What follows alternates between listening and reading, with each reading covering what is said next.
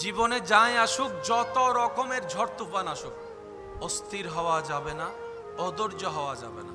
করণীয় কি? যা হওয়ার হোক, যেমন হওয়ার হোক, আমার একজন মালিক আছে, তিনি সবকিছু দেখেন, তিনি সবকিছু শুনেন, এমন একজন মালিক আমার সাথে এখন যা হচ্ছে সব ওনার নজরে আছে।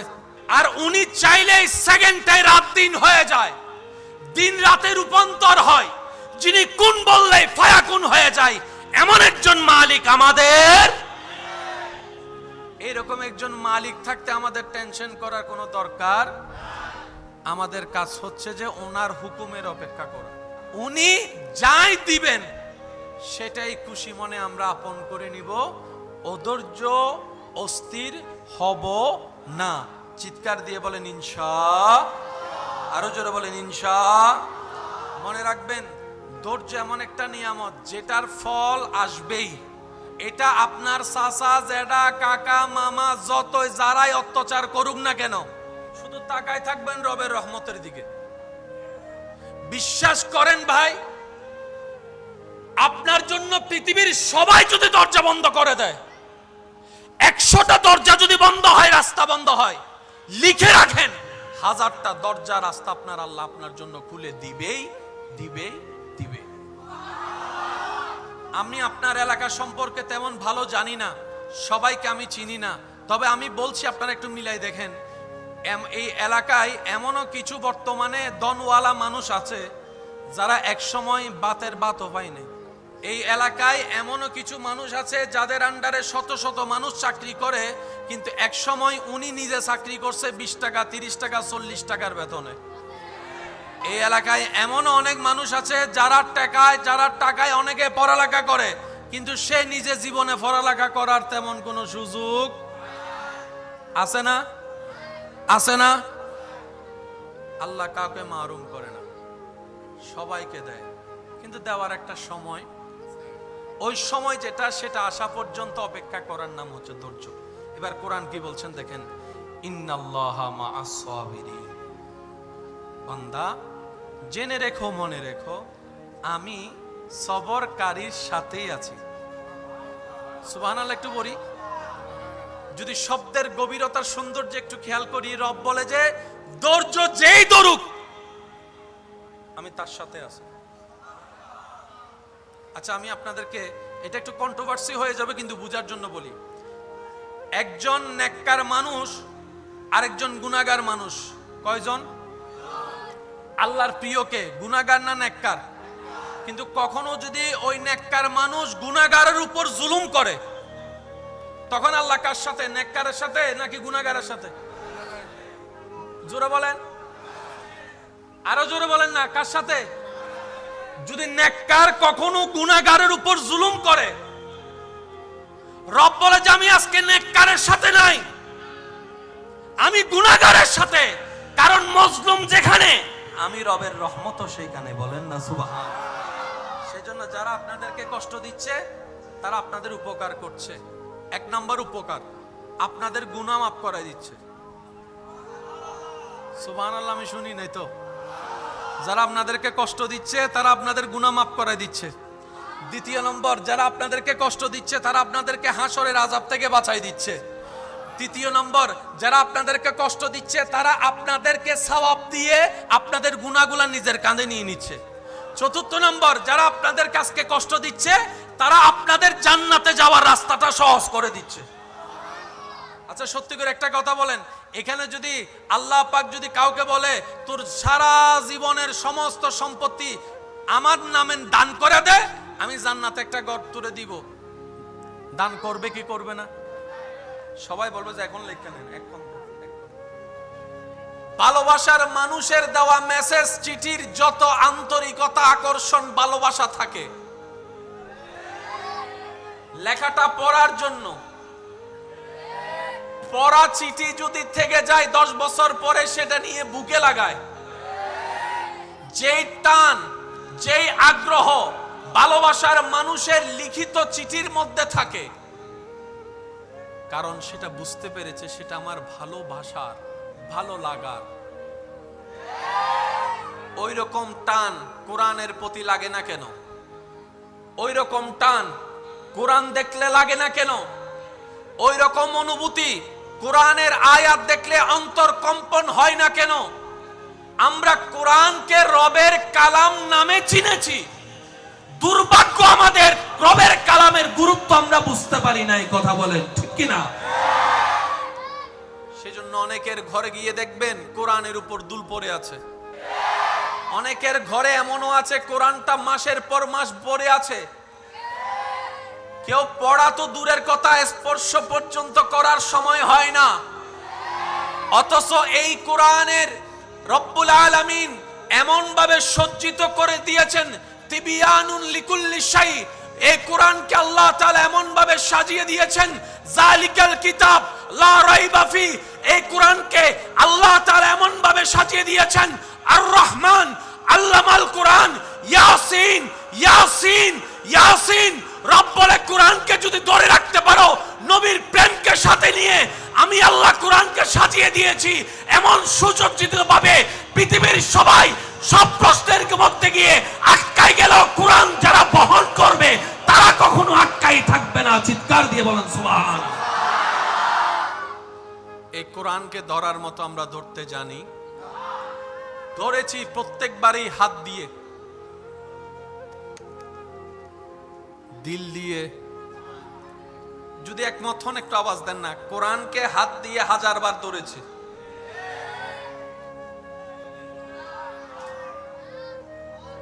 ব্যর্থতা আমাদের ওই জায়গায়। এবার আসেন, জগৎ বিখ্যাত পাওয়ারফুল ব্যক্তি যার কাছে থাকে, তার সামসাও তো এলাকায় এসে বুক ফুলাই চলে। কোন পদে নাই, সামসা সনহরার মাটিতে তার পা পড়ে না। লিডার তার কোটিপতি, সে কোটিপতি নয়, কিন্তু ওই লিডারের সাথে থাকতে থাকতে, আওয়াজ দেন না রে ভাই, সেও বিশিষ্ট দানবীর হয়ে যায়। মানুষের পকেট থেকে নিয়ে মানুষকে দান করে, অর্জন করে কামাই না। কথা বলেন ঠিক কিনা? যে জায়গায় মুসলমানের রব হচ্ছেন এমন একজন, যিনি খালিক, যিনি মালিক, যিনি রহমান, যিনি রহিম, যিনি সত্তার, যিনি গফফার, যিনি জুল জালালে ওয়াল ইকরাম, এমন একজন রব যে মুসলমানের রাহমাতুল লিল আলামিন, নবী জগতের নক্ষত্র। এমন একজন নবী পেয়েছি যিনি নবী জগতের উজ্জ্বল নক্ষত্র। এমন একজন নবী পেয়েছি যিনি নবী জগতের মধ্যে রাজ মুকুট। যেমন একজন নবী পেয়েছি যিনি হাবিবুল্লাহ, যিনি রাহমাতুল লিল আলামিন, যিনি রাউফুর রহিম, যিনি ইমামুল মুরসালিন, যিনি খাতামান নবীন, যার বেড়াতে যাওয়াটা হয় মেরাজ। নবীর উম্মতের আওয়াজ লাগবে, আরো জোরে বলেন সুবহানাল্লাহ। যার বেড়াতে যাওয়াটাই মেরাজ, যার বাহনটা হয়ে যায় বোরাক, যার বাহন হয়ে যায় বোরাক, যার ঘুরতে যাওয়া কদম রাখা হয়ে যায় জান্নাত। এইরকম একজন নবী পেলাম, ওই রকম একজন রব পেলাম, এরকম একটা কিতাব পেলাম। এত কিছু শ্রেষ্ঠ পাওয়ার পরে পিছনে কেন আমরা? প্রশ্নটা যদি নিজেকে একবার করি, উত্তরটা আসবেই এটা। রবকে পেয়েছো, কিন্তু লালন ধারণ করার মতো ধারণ করতে আমরা জানিনি। নবী আমরা পেয়েছি শ্রেষ্ঠ, কিন্তু নেওয়ার মতো নিতে জানিনি আদর্শ। কোরআন পেয়েছি আমরা সত্য, কিন্তু বুকে ধারণ করার মতো ধারণ আমরা করতে জানিনি। ইসলাম ধর্ম পেয়েছি শ্রেষ্ঠ, কিন্তু মানার মতো মানতে আমি, আপনি, আমরা কেউ পারিনি। ব্যর্থতা আসলে আমাদের কারণে, নিজের পায়ে নিজে আমরা কুড়াল মেরে দিয়েছি। কথা বলেন ঠিক কিনা? দোষ কার? এ আওয়াজ ছোড়ো কি? সাম্যতুন, ফিজুনতুন, ডাইনেতুন, বামতুন, বেগুন, এগিয়ে আওয়াজে হংসের দোষ হার। দোষ কাদের? দোষ কাদের? ব্যর্থতা কাদের? কমতি কাদের? সব দোষের মূল না হয় রব আমাদেরকে কোনো কিছুতে কমতি দেয় নাই। বাঁচার জন্য কিডনি দরকার আছে। নিজের মধ্যে দেখেন আল্লাহ আপনাকে 2টা কিডনি দিয়েছে। বান্দা আমি 2টা দিয়েছি, তোর ঘরের মালিকও দুইটা জেনারেটর দিবে না ভাড়া করে? একটা নষ্ট হলে আমার কাস্টমাররা কষ্ট পাবে, আরেকটা দিয়ে দিলাম, স্পেয়ার দিবে না। আমি রব দিয়েছি দুইটা কিডনি সুন্দরভাবে তাল মেলে 50-50 চলবে। কোনো কারণে যদি একটা, তোর সমস্ত ব্যর্থতার কারণে যদি কোনো কারণে একটা নষ্ট হয়েও যায়, আরেকটা দিয়ে চালাই নিতে পারবি, আরেকটা দিয়ে চালাই নিতে পারবি। দেখার জন্য চোখ দরকার, একটা দিয়েও দেখা যায়, আরেকটা দিয়েও দেখা যায়। রব বলে যে আমি একটা দিব না, দুইটা চোখ দিয়ে দিলাম দেখার জন্য। সুবহানাল্লাহ। বান্দারে শোনার জন্য কেউ তোরে ডান থেকে ডাকবে, কেউ তোকে বাম থেকে ডাকবে, কেউ তোকে সামনে থেকে ডাকবে, কেউ পিছন থেকে ডাকবে, কেউ কর্নার থেকে ডাকবে। কোন দিকের আওয়াজ আসলে কোন দিকে তাকাবি সেটা শোনার জন্য কানের দরকার। আমি রব তোকে দুইটা কান দিব, একটা দিব না। এক সাইডে শুনবি আর এক সাইডে শুনবি না আমার বান্দা, তা হতে পারে না বান্দা। তোকে আমি কানও দুইটা দিয়ে দিলাম, সুবহানাল্লাহ। পাও তোকে দুইটা দিলাম, হাতও তোকে দুইটা দিলাম। বান্দারে স্পেয়ার করে আমি এমন ভাবে তোর ভিতরে দিয়েছি যাতে তোর এই গুনাহ কোনো কিছুর মধ্যে কমতি জিনিসটা অনুভব না হয়। আমি রব আহসানুল খালক তোকে সুন্দরভাবে সজ্জিত করে দিয়েছি, বলেন সুবহানাল্লাহ। দাড়ি পাল্লার নিয়ম কি? যতটুক জিনিস ততটুক, এটাকে কি বলেন আপনারা? বাটকারা, বাটকারানি বলেন। শিল শিল শিল বাটকারা, শিল বাটকারা। এদিকে যদি 50 কেজি হয়, এদিকে থাকবে 50 কেজির শিল, তখন কাটা হবে। একটু সবাই বলেন কাটা হবে। 50 কেজি ওলা চাউল, এদিকে যদি 40 কেজির শিল হয়,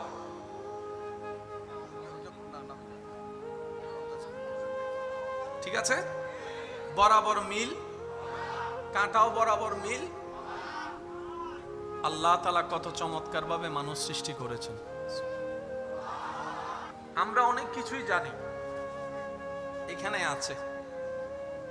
মনে রাখবেন, পৃথিবীর মানুষের কাছে সবচাইতে দামি জায়গার নাম হচ্ছে মাথা। মানুষের কাছে সবচাইতে দামি জায়গার নাম কি? আর মুসলমানদের কাছে সবচাইতে দামি জায়গার নাম হচ্ছে সিনা। একটু বুঝার চেষ্টা করবেন প্লিজ, মনোযোগ। মুসলমানদের কাছে আর মানুষের কাছে পার্থক্যটা, সব মানুষের কাছে দামি জায়গার নাম আরো জোরে। সেজন্য আমার যুবক ভাইরা অনেকবার শুনেছে বড় বড় বিজ্ঞানীরা মারা যাওয়ার পরে তাদের ব্রেন নিয়ে গবেষণা করা হয়েছে। মানুষের কাছে দামি জায়গার নাম মাথা, মুসলমানদের কাছে সবচাইতে দামি জায়গার নাম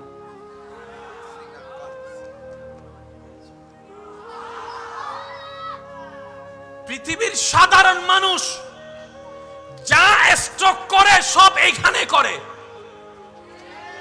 আর হাসরের ময়দানে ইজ্জত পানেওয়ালা জান্নাত যাদেরকে খুঁজে রবের প্রিয় বান্দা যারা হয়, তাদের সবচাইতে দামি জায়গা হচ্ছে সিনা।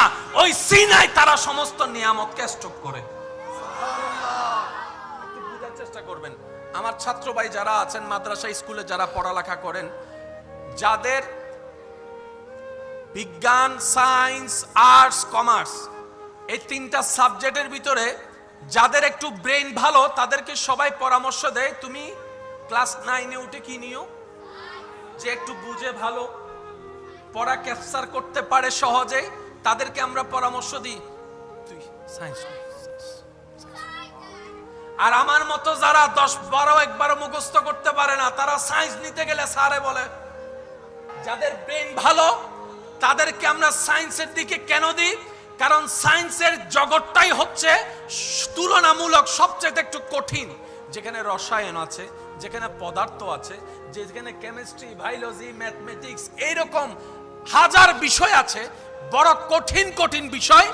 যারা ব্রেন দুর্বল তারা এই বিষয় নিয়ে কখনো আলগাতে পারে, আর যাদের ব্রেন ভালো তারা এইগুলা পড়তে পড়তে বড় বড় ডাক্তার হয়েছে, ইঞ্জিনিয়ার হয়েছে, পাইলট হয়েছে, বড় বড় বিজ্ঞানীরা হয়েছে। কথা বলেন ঠিক কিনা? পৃথিবীর মানুষরা সমস্ত কিছু স্ট্রোক করে কোথায়? ব্রেইনে। আর আল্লাহ ওয়ালা যারা, তারা স্ট্রোক করে সব। এবার আসুন, পৃথিবীর সবচেয়ে দামি কিতাবের নাম কি? এই কোরআন, পৃথিবীর সমস্ত বই আমরা কোথায় রাখি? বাংলা, অঙ্ক, ইংরেজি, বিজ্ঞান কোথায় রাখি? ব্রেনে। আল্লাহ তাআলা কোরআনকে নাজিল করেছেন নবীর ব্রেনে না অন্তরে? আমি শুনি না, একটু জোরে বলেন তো, আরো জোরে বলেন। আল্লাহ শ্রেষ্ঠ কিতাব কোরআন নাজিল করার সময় নবীর নূরানি দেহ মুবারকের আফাত ও মুস্তকের ভিতরে অন্তরকে বাছাই করেছেন, অন্তরকে বাছাই করেছেন। সুবহানাল্লাহ বলেন না? সেজন্য আপনার এলাকায় মনে রাখবেন, এটা যত কোরআনে হাফেজ আছে, যাদের অন্তরে কোরআন, আপনারাই বলেন অন্তরে কোরআন, অন্তরে কোরআন। তার মানে অঙ্ক, ইংরেজি, বাংলা, বিজ্ঞান ব্রেনে সেভ হয়, হাফেজদের কোরআন সেভ হয় তাদের অন্তরে, তাদের কলবে। সুবহানাল্লাহ। সেজন্য বড় বড় ডাক্তার পাগল হয়ে গেলে রোগী দেখতে পারে না, প্রেসক্রিপশন লিখতে পারে না, সব তাসরিগি। আর আপনারাও সাক্ষী দিবেন আমার সাথে, অনেক পাগল হাফেজে কোরআন পাগল হওয়ার পরেও সব ভুলে গেছে। আমি শুনি নাই, আওয়াজটা একটু বলেন না আপনারা। তার ব্রেন স্ক্রু দিলেও কিচ্ছু চিনে না, পারে না, কিন্তু কোরআন পড়তে বলে অনর্গল পড়ে, অনর্গল পড়ে, অনর্গল পড়ে। এবার সেই ব্যক্তিকে জগৎ জিজ্ঞেস করে, তুমি তো সায়েন্সের বড় একটা স্টুডেন্ট ছিলা, তোমার বায়োলজি ম্যাথমেটিক্সের ভালো দক্ষতা ছিল, এখন তুমি পারো না? বলে যে সব যা ব্রেনে সেভ করেছি, ব্রেনের স্ক্রু ঢিলা হওয়ার সাথে সাথে সবকিছুই, বলেন না বলেন না বলেন না, সবকিছুই আপনার ফরম্যাট হয়ে গিয়েছে। কিন্তু আমি কোরআন ভুলি নাই। কেন জানো? আমি কোরআনকে কখনো ব্রেনের মধ্যে স্টক করতে পারি নাই। রব বলে যে পৃথিবীর সব জ্ঞান ব্রেনের মেমোরি কার্ডে থাকবে, আমি আল্লাহর কোরআন ক্যাপচার করার মতো ক্ষমতা ব্রেনের নাই, সেটা একমাত্র কলবের মধ্যে আমি আল্লাহ দান করে দিয়েছি। সুবহানাল্লাহ। এখন আপনারা অঙ্কটা পুরোটাই বুঝতে পারবেন। কোরআন কি ঝগড়া লাগাতে আসছে নাকি ঝগড়া মিটাতে আসছে?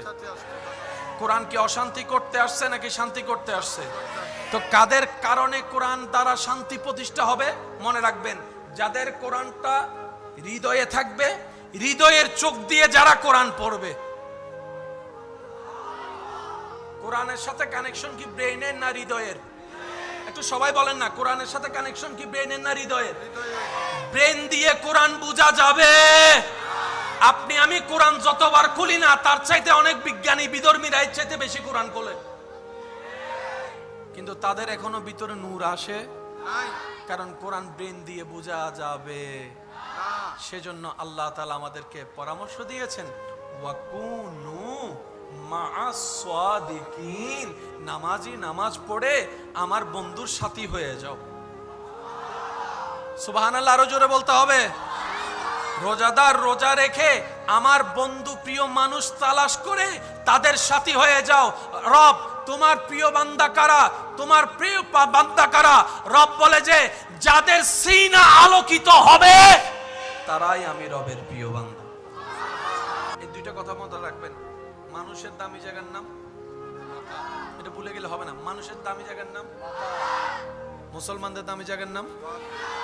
সারা দুনিয়ার মানুষ আলোকিত করবে মাথাকে, মুসলমানদের আলোকিত করা দরকার সিনা।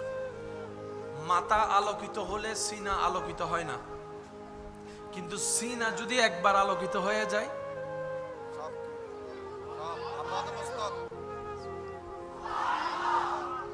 ইন্না ফিল জাসাদে মুদগাত, রাসূল পাক সাল্লাল্লাহু আলাইহি ওয়াসাল্লামের হাদিসে পাককে যদি একটু প্রেমের চোখ দিয়ে দেখে গবেষণা করে দেখেন, তাহলে দেখবেন এই জায়গাটা সবচাইতে দামি জায়গা।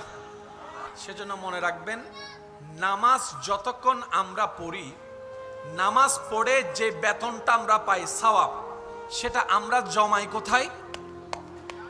ভাই একটু বলেন না, কোথায়? কাঁদে। কোথায় কোথায়? রোজা, হজ, যাকাত, জিকির। আমি উলামায়ে কেরামের একটু দোয়া চাচ্ছি। আমাদের ব্যর্থতা এই জায়গায়, আমরা যা জমানোর সবচাইতে বেশি জমাইছি কাঁদে, কিন্তু আমাদের লকার ছিল সিনাই। এখন আপনারা বুঝতে পারবেন নামাজি কখনো বাটপার হতে পারে না। আপনাদের ঈমান যেটা বলে সেটা একটু বলবেন। নামাজি কখনো বাটপার হতে পারে না, নামাজি কখনো সুদখোর হতে পারে না, নামাজি কখনো অন্যের জায়গা দখল করতে পারে না। নামাজি কখন জুতা চুরি করতে পারে? নামাজি কখনো মসজিদের ভিতর বেয়াদবি করতে পারে? নামাজি কখনো মানুষের নামে বদনাম দিয়ে বনি দিয়ে বিয়ে ভাঙতে পারে? আরো জোরে বলেন না, পারে? নামাজি কখনো মানুষের কষ্টের কারণ হতে পারে? কিন্তু আপনি আপনার এলাকায় দেখেন, আমি আমার এলাকায় দেখি, যে যার এলাকায় দেখি, অনেক এমন কাজ আছে নামাজও পড়ে, নামাজও পড়ে, মানুষের জাগাও নাই মনে হয়, এটা আওয়াজ দেন নাই মনে হয়, নামাজও পড়ে, এক সপ্তাহের জন্য টাকা নিয়ে 10 বছরও টাকা দেয়, নামাজও পড়ে, সূরা আবার জালও করে, নামাজও পড়ে আবার সুদও খায়, নামাজও পড়ে আবার মা বাবার সাথে বেয়াদবিও করে, নামাজও পড়ে আবার ভাইয়ের সম্পত্তিও দখল করে, নামাজও পড়ে মানুষের রাস্তাও দখল করে, নামাজও পড়ে মানুষের পানি বন্ধ করে দেয়, নামাজও পড়ে হজও করে আসছে, নামের আগের আলহাজও আছে, আবার বাটফারির মধ্যে 1 নম্বরও আছে। এবার আমি আপনাকে প্রশ্ন করি, নামাজিতে এগুলা হতে পারে না, আর এগুলা যারা করে তারা কখনো নামাজি হতে পারে না। আরে ব্যাপারটা কোথায়, ব্যাপারটা কোথায়? তখন উত্তর আসবে, যারা নামাজি আপনারা চিনেন তারা নামাজি আলাদা, হৃদয়ে সিনায় নামাজ নেওয়ালা আলাদা। আমি একটু ব্যাখ্যা করতে চাই, যেহেতু এই জিনিসটা আবার ক্লারিফাই না করলে আপনারা ভুল বুঝাটা একটু সহজ হয়, আমাদের সঠিক বুঝাটা একটু কম হয়, মানুষ সহজে যেটা করে যেটা বুঝে সেটার নাম হলো ভুল। এবার আসেন, নামাজি আছে না নাই? জায়গা দখলও করে, যে আছে না নাই? সে কখনো নামাজি হতে পারে? সে কি নামাজ পড়ে নাই? পড়েছে। এই নামাজ পড়ে নিয়ামতটা কোথায় রেখেছে? বলেন না কোথায়? আরো জোরে বলেন কোথায়? কিন্তু রাখা দরকার ছিল এই জায়গায়, আমরা ভুল করছি। বুঝতে পারছি? আমাদের করা দরকার ছিল এখান হয়ে, একটু আমার সাথে সাথে যদি কষ্ট না হয়, যাদের শিকার আগ্রহ আছে তারা একটু আমাকে রিপ্লাই দিবেন। মনোযোগ আছে সবার ইনশাআল্লাহ? একটু বলেন লা ইলাহা লা ইলাহা ইল্লাল্লাহ। মাশাআল্লাহ, একটু জোরে জোরে লা ইলাহা ইল্লাল্লাহ। এবার বলেন গুনাহ হইছে না সওয়াব? জোরে বলেন গুনাহ হইছে না সওয়াব? এই সওয়াব জমে কোথায়? আমার আপনার সবার ডান কাঁধে যে ফেরেশতা আছে, ওনার কাজ হচ্ছে কি লেখা? সওয়াব লেখা। লা ইলাহা ইল্লাল্লাহ পড়েছি, সেটার সওয়াব ডান কাঁধের ফেরেশতা লিখেছে। এবার বলেন লা ইলাহা ইল্লাল্লাহর ভিতর একটা নূর আছে না নাই? কোরআনের ভিতর নূর আছে না নাই? আওয়াজ আরো বড় লাগবে, কোন নূর আছে না নাই? রুকুর মধ্যে নূর আছে না নাই? সিজদার তাসবির মধ্যে নূর আছে না নাই? ওযুর মধ্যে নূর আছে না নাই? সূরা ফাতিহার মধ্যে নূর আছে না নাই? কোরআনের শুরু থেকে শেষ মধ্যে নূর আছে না নাই? কাবা শরীফ দেখার মধ্যে নূর আছে না নাই? লাব্বাইক আল্লাহুম্মা লাব্বাইক বলার মধ্যে নূর আছে না নাই? রোজার ভিতরে নূর আছে না নাই? তো সওয়াব তো কাঁধে জমাইলাম, নূরটা জমাইতে এই জায়গায় সাধারণ মানুষ আর আল্লাহর ওলিদের পার্থক্য। সত্যি করে ঈমান আমানে বলেন, এইসব বিষয়গুলো একটু জানার বোঝার দরকার আছে। সমস্ত উলামায়ে কেরাম এবং মুরব্বীদের দোয়াকে মাথার উপর ছাদ বানিয়ে আমি চেষ্টা করছি, ওয়ামা তৌফিক ইল্লা বিল্লাহ, রব আমাকে যতটুকু দয়া করে। সাধারণ বান্দা আর আল্লাহর ওলি, আল্লাহ বান্দার পার্থক্য এখানে। সাধারণ মানুষে যা জমায় সব আল্লাহ ওয়ালারা যা জমায় কাঁধ হয়ে। সেজন্য আমরা কোরআন পড়ি, আমাদের অর্থ হয় একরকম, যখন সেই কোরআন আল্লামা রুমি দেখে, সুবহানাল্লাহ, আমি এখনো শুনি নাই, সেই কোরআনের আয়াতের উপর যখন জালালউদ্দিন সুয়ুতির নজর পড়ে, সেই কোরআনের আয়াতের উপর যখন পীরানে পীর দস্তগীর আব্দুল কাদের জিলানীর নজর পড়ে, সেই কোরআনের আয়াতের সামনে আয়াত যখন হিন্দাল ওয়ালি গরিবে নামাজের সামনে চলে আসে, সেই কোরআন যখন ইমাম গাজ্জালি পড়ে, তখন অর্থ হয়ে যায় ভিন্ন, শূন্যওয়ালা হয়ে যায় ভিন্ন, তাফসীর হয়ে যায় ভিন্ন, ব্যাখ্যা হয়ে যায় ভিন্ন। আরে পার্থক্যটা কোথায়? বলে যে ব্রেন দিয়ে কোরআনের ব্যাখ্যা ভিন্ন, হৃদয়ে ধারণ করা ব্যক্তিদের কোরআনের ব্যাখ্যা ভিন্ন হয়ে যায়। সুবহানাল্লাহ। আমরা সব ধারণ করি কোথায়? ও মাতো নবাই হন্ডে। আর আল্লাহ ওয়ালারা সব ধারণ করে। আসেন, নামাজ কয় ওয়াক্ত? ফজর, জোহর, আসর, মাগরিব। এই 5টা নামাজ ফরজ, বান্দা পড়লে আল্লাহ খুশি হয়। আরেকটা নামাজ আছে সূরা নামাজ, গোপন নামাজ, আল্লাহর বেশি প্রিয়। এই নামাজটা কোনটা আমি শুনি না, একটু সবাই মিলে বলেন। তাহাজ্জুদ পড়া কি ফরজ? ফরজ নয়, কিন্তু আল্লাহর বেশি প্রিয়। 5 ওয়াক্ত ফরজ, আল্লাহর ভালো লাগে বান্দা পড়লে, কিন্তু তাহাজ্জুদ পড়লে আল্লাহ আরো বেশি খুশি হয়। ব্যাপার কি? রব বলে যে 5টা ফরজ আমি রবের হুকুম, আমার বান্দা হুকুম পালন করেছে, আর তাহাজ্জুদ আমি তারা পড়তে বলি নাই, ফরজ করি নাই, তারা আমি ঘুমাইতে বলেছি। সে আমারে রাজি করার জন্য নিজের ঘুমকে হারাম করে না হয় চাই নামাজে দাঁড়ায় গিয়েছে। সেজন্য নফল ইবাদত আল্লাহর বেশি প্রিয়। সুবহানাল্লাহ, আমি শুনি না আরো জোরে। রবের সান্নিধ্যের যে বিষয়টা, শুধু এই শব্দটার দিকে যাওয়ার চেষ্টা করছি। 5 ওয়াক্ত পড়লে আল্লাহ যতটুকু খুশি হয় বান্দার উপর, 5 ওয়াক্ত পড়ার পরে যারা গোপনে তাহাজ্জুদ পড়ে তাদের উপর আল্লাহ আরো বেশি খুশি হয়। সুবহানাল্লাহ। মনে রাখবেন, জান্নাতে যেতে গেলে সওয়াবের দরকার না গুনার দরকার? সওয়াব কাকে বলে, গুনাহ কাকে বলে? এক কথাই মনে রাখবেন, বান্দার যেই কাজে রব খুশি এটার নাম সওয়াব, বান্দার যেই কাজে শয়তান খুশি এটার নাম গুনাহ। একদম সহজ কথা। বান্দার যেই কাজে আল্লাহ খুশি, কষ্ট যদি না হয় একটা আওয়াজ দেন, কি? বান্দার যেই কাজে শয়তান খুশি এটার নাম গুনাহ। গুনার পাল্লা বাড়ি হলে জাহান্নাম, সওয়াবের পাল্লা বাড়ি হলে জান্নাত। সওয়াব কাকে বলে? রবকে খুশি করার নামে সওয়াব। তার মানে জান্নাতে যেতে গেলে একটাই কাজ করতে হবে, সেটা হচ্ছে রবকে খুশি করা। সুবহানাল্লাহ। রবকে কি করা? খুশি করা। এবার আওয়াজ দিয়ে বলেন, বান্দা নামাজ পড়লে রব কি হয়? খুশি হয়। আওয়াজটা আরো বলে রাখবে, রব কি হয়? খুশি হয়। বান্দা যখন রমজানে রোজা রাখে রব কি হয়? হজ যাকাত করলে রব কি হয়? নফল রোজা রাখলে রব কি হয়?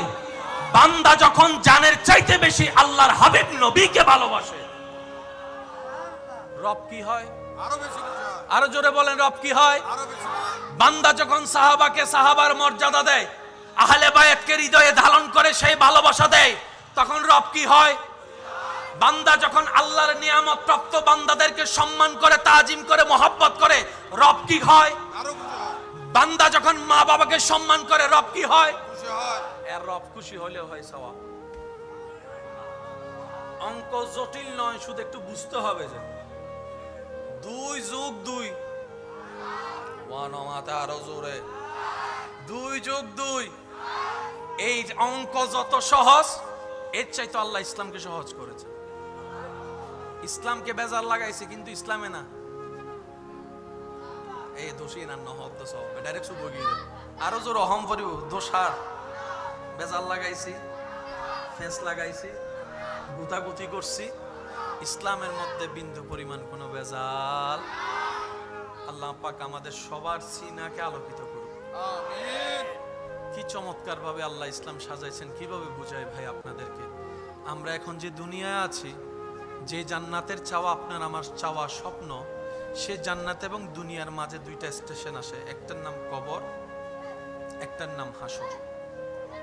একটার নাম কবর, একটার নাম। এই 2টার সামনে ফেস হওয়া ছাড়া কি কেউ জান্নাতে আমরা যেতে পারবো? কারো পক্ষে সম্ভব? আপনি শুনলে অবাক হবেন, চমৎকার বিষয়। এই 2টা স্টেশনের মধ্যে 2 রকমের পরীক্ষা নেওয়া হবে সবার। কবরের পরীক্ষা একরকম, হাসরের পরীক্ষা আরেক রকম।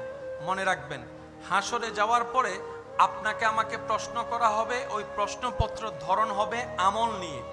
কি নিয়ে? আমল নিয়ে। আর কবরের মধ্যে যে প্রশ্ন করা হবে, সেই প্রশ্নপত্র ধরন হবে ঈমান নিয়ে। কি নিয়ে? এবার বলেন, আমল থাকে কোথায়? সিনাই না কাঁধে? আমল আমল আমল লেখে যে ফেরেশতাগুলা কোথায়? তাহলে আমল থাকে কোথায়? আওয়াজ দিয়ে বলেন, আমল থাকে কোথায়? ভালো আমল ডান কাঁধে, খারাপ আমল বাম কাঁধে। এবার বলেন, হাসরে হবে আমলের হিসাব, আমল থাকে কোথায়? কাঁধে। আর ঈমান থাকে কোথায়? জোরে বলতে হবে, ঈমান থাকে কোথায়? এবার বুঝে রাখবেন, মনে রাখবেন, হাসরে যাওয়ার পরে আল্লাহ তাআলা জিজ্ঞেস করবে, তোমার কাঁধে কি আছে বের করো। কবরে যাওয়ার পরে জিজ্ঞেস করবে তোমার অন্তরে কি আছে। এই অঙ্কটা একটু মাথায় রাখবেন। কবরে জিজ্ঞেস করা হবে সিনায় কি আছে, হাসরে গেলে জিজ্ঞেস করা হবে কাঁধে কি আছে। এবার বলেন ভালোবাসা কি কাঁধে থাকে না সিনায়? আওয়াজটা একটু জোরে বলতে হবে। ভালোবাসা কি কাঁধে থাকে না সিনায়? আদব কি কাঁধে থাকে না সিনায়? মহাব্বত কি কাঁধে থাকে না সিনায়? সেজন্য বলা হয়েছে লা ঈমানা লিমান লা মুহাব্বাতা লাহু লা ইউমিনু আহাদুকুম হাত্তা আকুনা হাব্বা ইলাইহি মিন ওয়ালাদি ওয়া ওয়ালাদি ওয়ান নাস আজমাইন। আমার ভাইয়ের যে তাকদীরের মধ্যে তেলাওয়াত শুনেছেন, ইন কুনতুম তুহিব্বুনাল্লাহ ফাত্তাবিউনি ইউহিব্বুকুমুল্লাহ, সমস্ত কিছুকে অ্যানালাইসিস করে দেখবেন নবীর ভালোবাসার প্রতি আল্লাহ যে তাগিদ দিয়েছে। আল্লাহ বলে আমার নবীকে সিনায় রাখবা। বলেন না সুবহান। নবীর স্থান মানুষের, আওয়াজটা একটু বড় করে দিতে হবে, নবীর স্থান উম্মতের সিনায়, আল্লাহ পাকের স্থান বান্দাদের সিনাতে। কবর পার কাঁধের হিসাবে জান্নাত হলে, নেক আমল হলে হাসর পার হয়ে যাবে। বলেন না সুবহানাল্লাহ। কবরে হাসরে কি হবে আমার, কবরে হাসরে কি হবে, মুসিবতে না পাই যদি, মুসিবতে না পাই যদি, করুণা তোমার কবরে হাসরে কি হবে। আছি গো ডুবে আমি পাপেরি সাগরে, না জানি কি হবে ও পারে হাসরে। সবাই কি আওয়াজে, আছি গো ডুবে আমি পাপেরি, না জানি কি হবে ও পারে, তোমারি সুপারিশ বিনে কেমনে হব পার, কবরে হাসরে কি হবে। দেখি শেষবারের মতো সবাই, কবরে কি হবে আমার, মুসিবতে না পাই যদি, মুসিবতে করুণা তোমার কবরে হাসরে কি হবে।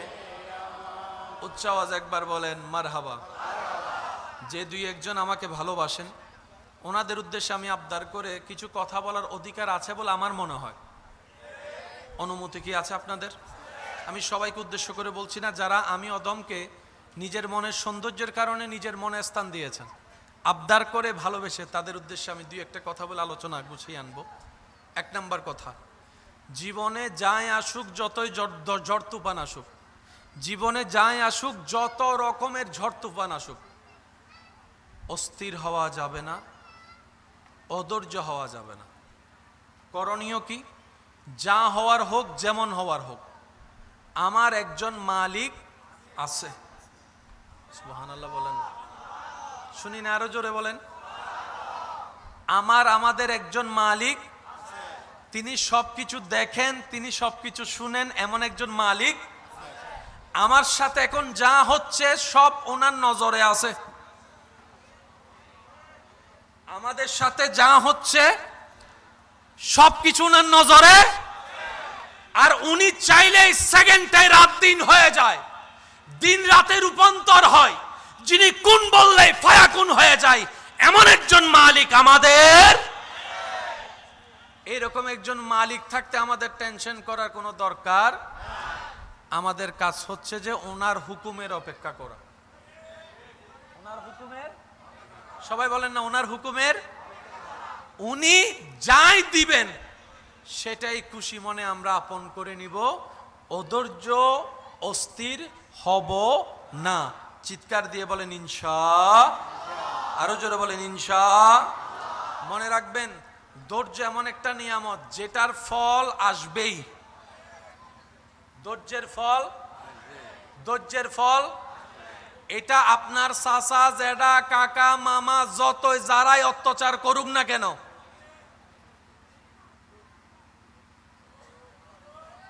কথা বলেন না, শুধু তাকায় থাকবেন রবের রহমতের দিকে। বিশ্বাস করেন ভাই, আপনার জন্য পৃথিবীর সবাই যদি দরজা বন্ধ করে দেয়, 100টা দরজা যদি বন্ধ হয়, রাস্তা বন্ধ হয়, লিখে রাখেন 1000টা দরজা রাস্তা আপনার আল্লাহ আপনার জন্য খুলে দিবেই দিবেই দিবে। আমি আপনার এলাকা সম্পর্কে তেমন ভালো জানি না, সবাইকে আমি চিনি না, তবে আমি বলছি আপনারা একটু মিলাই দেখেন। এই এলাকায় এমনও কিছু বর্তমানে দনওয়ালা মানুষ আছে যারা একসময় বাতের বাতও পায় নাই। নাই মনে হয় নাই। এই এলাকায় এমনও কিছু মানুষ আছে যাদের আন্ডারে শত শত মানুষ চাকরি করে, কিন্তু এক সময় উনি নিজে চাকরি করছে 20 টাকা 30 টাকা 40 টাকার বেতনে। আরেকটু আওয়াজ দিয়ে বলেন আছে, আরো জোরে বলেন আছে। এই এলাকায় এমনও অনেক মানুষ আছে যারা টাকায় অনেকে পড়ালেখা করে, কিন্তু সে নিজে জীবনে পড়ালেখা করার তেমন কোনো সুযোগ আছে না? আছে না? আল্লাহ কাউকে মাহরুম করে না, সবাইকে দেয়, কিন্তু দেওয়ার একটা সময়, ওই সময় যেটা সেটা আসা পর্যন্ত অপেক্ষা করার নাম হচ্ছে ধৈর্য। এবার কোরআন কি বলছেন দেখেন, ইন্নাল্লাহা মাআস সাবিরিন। বান্দা জেনে রেখো, মনে রেখো, আমি সবরকারীর সাথেই আছি।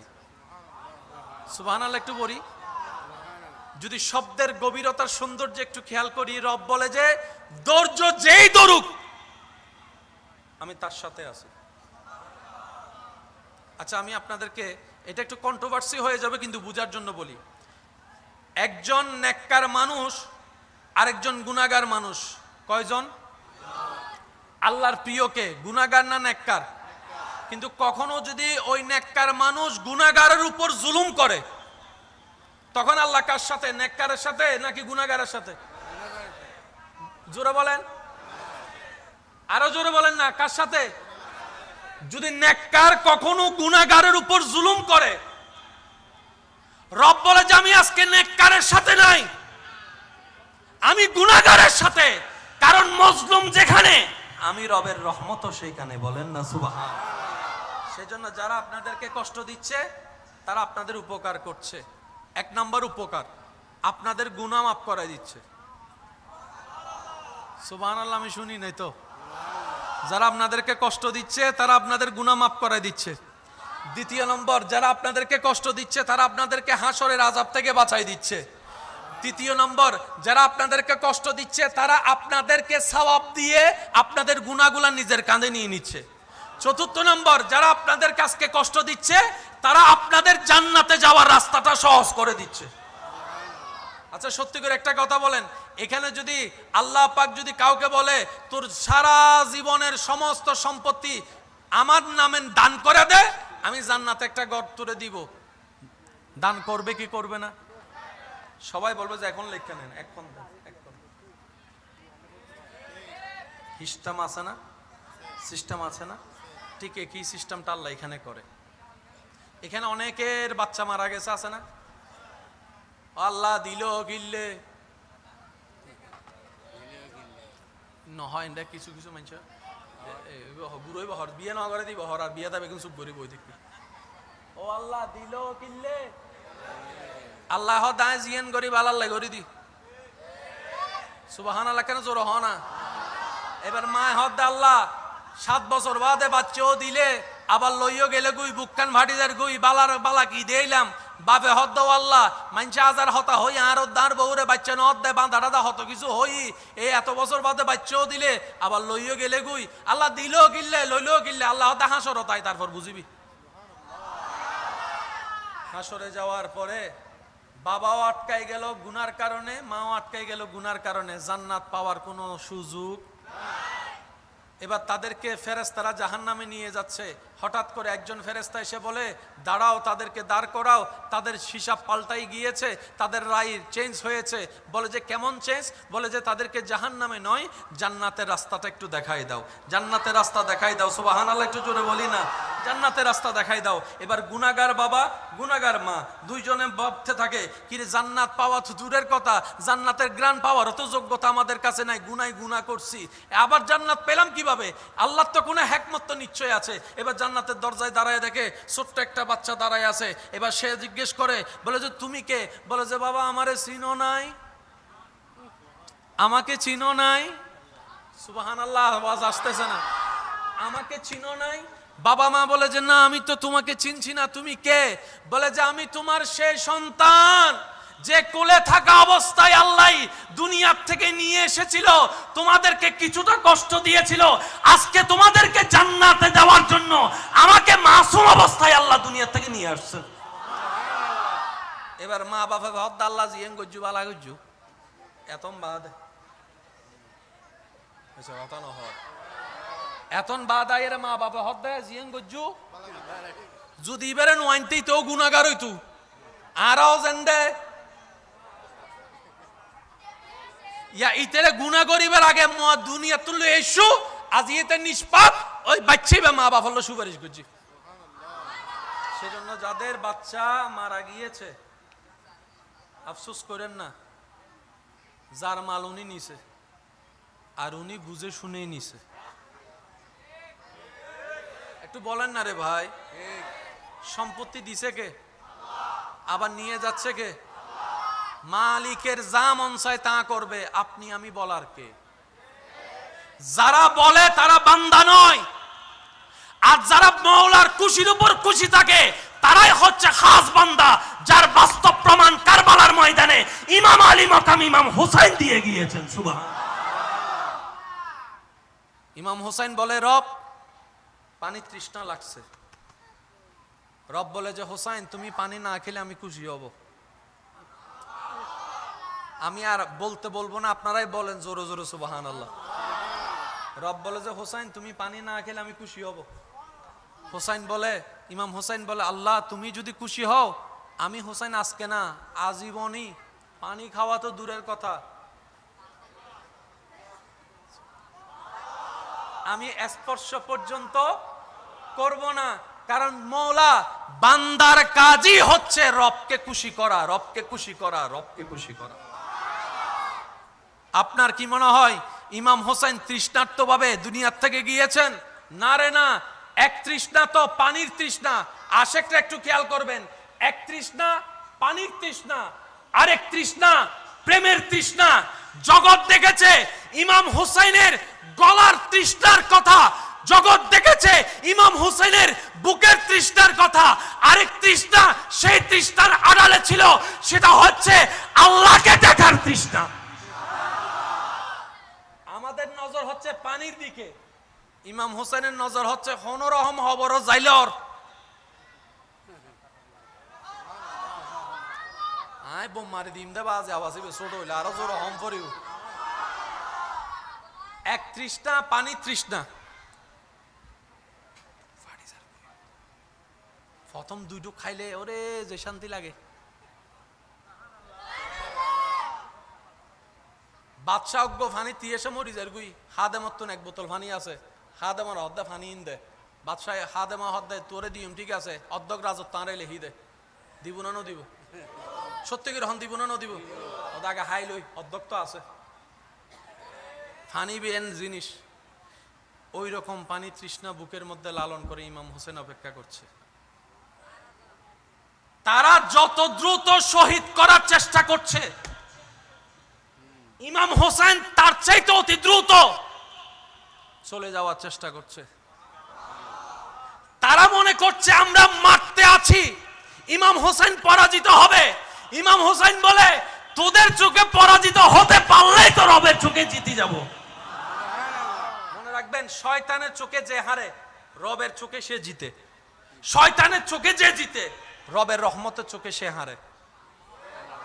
এবার জগৎ দেখি ইমাম হোসেনের ডাইনে পানি, বলেন না বলেন, ডাইনে পানি, বামে পানি, সামনে পিছনে পানি, ফুরাত নদীর চারিদিকে পানি বন্ধ, চারিদিকে পানি। সবাই বলে যে ইমাম হোসেনের পানি নাই। ইমাম হোসেন এখান থেকে বসে হাউজে কাউসারের পানি দেখতেছে।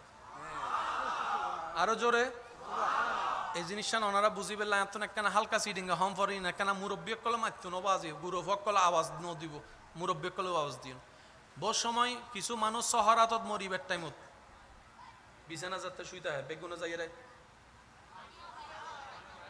এত বহুত মুরব্বী কলে মাঞ্চুরা হদে দরজাতুন কেন উনিল হইন বাজি দরজাতুন এ রাস্তা করি দে, এই জানালাতুন সর, এন্দি ফরত করি দে, এন্দি রাস্তা করি দে।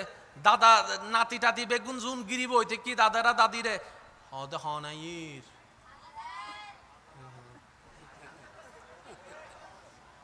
আর দাদি হারে সত্য হর হাল্লাই সত্য হর আগা মাথা কিছু তো ফিসুতন দাদার গো ডাক দে হদে ইন্নু বুঝে তোরা বিজ্ঞান ওয়ালা কলে ইন বুঝদিনি ইন দিলু ওয়ালা কলে বুঝে দে সর সর সর। এবার দাদাও হদ্দে সর, দাদিও হদ্দে সর, অদাদি হনাই দে আর তো কেউ নদীহীর তো দাদি উত্তর দে মানুষ মরিবের টাইম হইলে আল্লাহ শুকুর ফর্দা তুলি ফেলাই ইবে এন কিছু দেহে সাধারণ মানুষ ইন ন দেহে। এ হঠাৎ কি কের হনো দ্বিমত আছে না?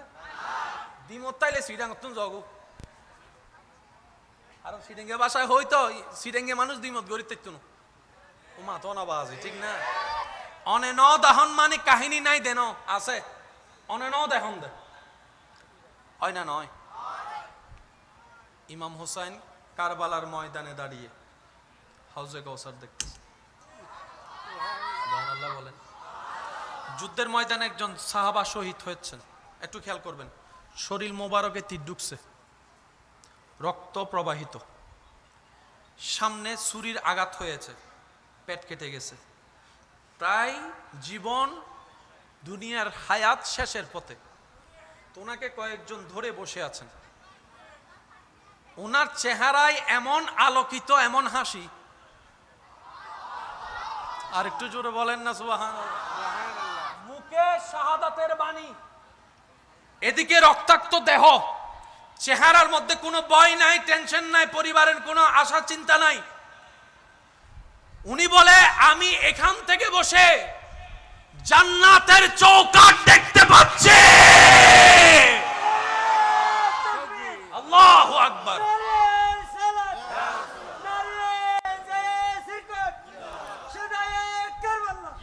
উচ্চ আওয়াজ একবার বলেন মারহাবা।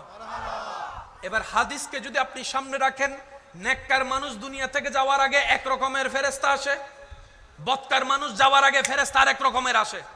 ফেরেশতা আছে সত্য, আমরা দেখি, কিন্তু যার জান যাবে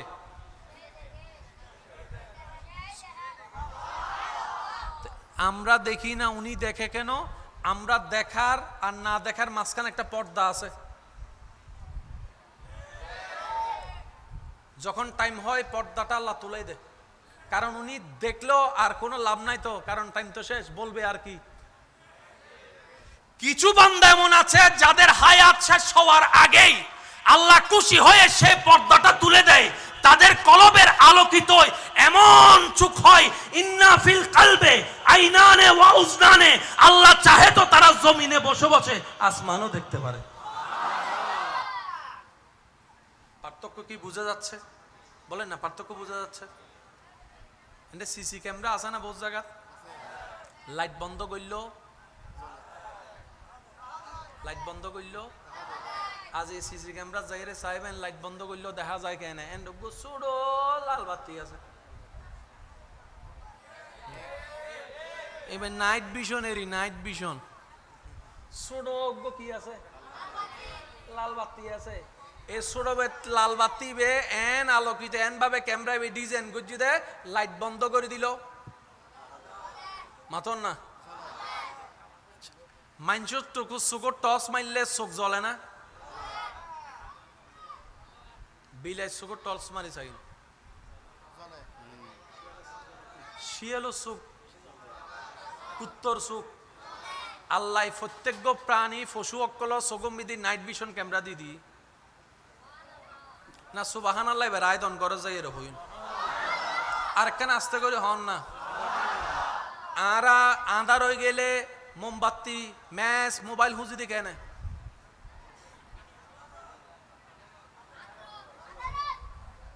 আর জীবনত ফরালাখা ন করে ল্যান্ডাতা হাতে ঘুরতে হইবে আঁধারের ভিতরে আঁটি ধরবি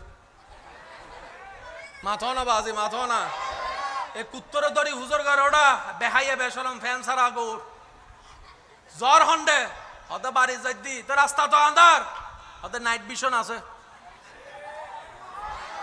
সুবহানাল্লাহ আরো জোর হন আবার এটা লাইট কুত্তর সুগত বিলাই সুগত ইয়েলো সুগত লাইট ফইলেই সকিবে ইবে নাইট ভিশন কি ভিশন তা জোর হন কি ভিশন আরা সুগতিবে কিন্তু আল্লাহর কিছু এন বান্দা আছে আল্লাহ তারার কলবদমিদি নাইট ভিশন দিবিলি সুবহানাল্লাহ বে যদি এবার ছোট হয় ডাইরেক্ট বোম মারি দেয় ইন্দো হই দিয়ে পারে জোর জোর হম পড়িব সুবহানাল্লাহ আল্লাহর বান্দাদের লিস্টের ভিতরে এমন কিছু সৌভাগ্যবান বান্দারা আছেন যাদেরকে আল্লাহ তাআলা চামড়ার দুইটা চোখ দেখার জন্য দিয়েছেন সাথে সাথে কলবের গড়ের দুইটা চোখ আল্লাহ তাদের কেমন ভাবে দান করেছেন সাধারণ মানুষ যা দেখে না আল্লাহর দয়ায় ওনারা তা দেখতে পায় সাধারণ মানুষ চোখে দেখেও যা বুঝতে পারে না ওনারা চোখে না দেখেও তা বুঝতে পারে এটাই আল্লাহ পাকের দান চিৎকার দিয়ে বলেন সুবহান এরা কারা যারা আল্লাহর সান্নিধ্য পেয়েছেন যারা আল্লাহর রহমতের সান্নিধ্য গিয়েছেন তারাই আব্দুল্লাহ থেকে প্রমোশন পেয়ে ওয়ালি আল্লাহ হয়েছে এখানে ঝগড়ার তর্কের কিছু জোরে বলেন না ঝগড়া তর্কের কিছু আল্লাহ আমাদেরকে ইসলাম বুঝার তৌফিক দান করুন পাঁচ ওয়াক্ত নামাজের সাথে আপন আপন জায়গায় শত ব্যস্ততার ভিতরে নামাজের সাথে বন্ধুত্ব রাখার তৌফিক দান করুন আপনারা প্রত্যেকদিন এই মাহফিলে উপস্থিত হয়ে মাহফিলটাকে আলোকময় করেন বেশিক্ষণ সময় আপনাদেরকে বসিয়ে রাখাটা ঠিক হবে না সুন্দর হবে না অনুরোধ করব এই 10টা দিন যে মাহফিল এই মাহফিল আপনারা স্বাচ্ছন্দ্যের সাথে আনন্দের সাথে আসবেন জানি না আপনাদের বিষয়টা কেমন লাগে আমার মনে হয় এই মাহফিলটাই এলাকার জন্য একটা ঈদের উৎসব নিয়ে আসে অনেকের চেহারা মলিন হয় স্বাভাবিক কারণ যেখানে নেগেটিভ নাই সেখানে পজিটিভের কোনো দাম সেজন্য সব জায়গায় পজিটিভ নেগেটিভ দুটোটারই দরকার এমনও তো হতে পারে মেয়ের বিয়ে হয়েছে অন্য জায়গায় তারা শ্বশুর বাড়িতে জামাইরে বলে রাখছে আর এলাকার 10 দিন ব্যাপী মাহফিলুত আরে কিন্তু বড় বাড়ি নাই ফানলারেন্ডা আছে নমা থেকে আসে না হন আবাজ এই মাহফিল লানোর লক্ষ্য করি রে আর বইনকল ফোয়া মাইয়া লই চলে এসি তাহলে ইয়ান শুধু এন একখান মাহফিল ন ইয়ান একখান ভ্রাতৃত্ব বন্ধনের উজ্জ্বল নক্ষত্র উজ্জ্বল উপমা এই মাহফিল লানোর যদি অনহন আর মাহফিল তাহলে জামিলে হম পরিব দিয়েন এই আওয়াজ ইবেন হত কেন জোর হন আওয়াজ এখন আওয়াজ দিয়ে হসে মাহফিল ইয়ান হারার মাহফিল এই আর ভিতর বেগুন আছে না জীবন না খুশকারি বউ আছে মাতো না জীবন না খুশকার ই বউ আছে হারান মাহফিল ইয়ান আর মাহফিল নয় আরা বেগুনের মাহফিল আল্লাহ আরা বেগুনের বুঝিবে তৌফিক দান করুক এই মাহফিলকে আল্লাহ পাক দিন বদিন আরো তরক্কি দান করুক শেষ কথায় আমি আপনাদের সামনে উপস্থাপন করে এরপরে ইনশাআল্লাহ মিলাদ কিয়াম হবে এরপরে ইনশাআল্লাহ মুনাজাত হবে শেষ কথা বলে আমি আপনাদের থেকে বিদায় নিচ্ছি কথাটা একটু মনোযোগ দিয়ে শ্রবণ করবেন ধৈর্য এটাকে আলোকিত করে ধৈর্য এটাকে মজবুত করে ধৈর্য জীবনে টিকে থাকার জন্য একটা শক্ত ভূমিকা কাজ করে। ধৈর্য জীবনের অভিজ্ঞতাকে আরো পাকাপোক্ত করে। ধৈর্য মানুষ চিনতে সহযোগিতা করে। ধৈর্য আপনাকে সামনের কদম কিভাবে দিলে সুন্দর হবে সেটা আপনাকে শিখিয়ে দেয়। সেজন্য ধৈর্য ধরলে দুনিয়াতেও নিয়ামত, আখিরাতেও নিয়ামত। আল্লাহ তাআলা আমাদের সবাইকে বুঝার তৌফিক দান করুক, আমিন। 5 ওয়াক্ত নামাজ পড়ার চেষ্টা করব, সবাই বলি ইনশাআল্লাহ। বড়দেরকে সম্মান, ছোটদেরকে স্নেহ করার চেষ্টা করব, সবাই বলি ইনশাআল্লাহ। আর মা বাবার যত পারি সেবা করার চেষ্টা করব। কার কার মা নাই একটু হাত তুলেন, যার মা নাই। মা নাই, যার বাবা নাই একটু হাত তুলেন, বাবা নাই। আল্লাহ আপনাদের সবার মা বাবা কবরের বাসী হয়েছেন, আল্লাহ তাদেরকে জান্নাতের ফুল দ্বারা সজ্জিত করুক, আমিন।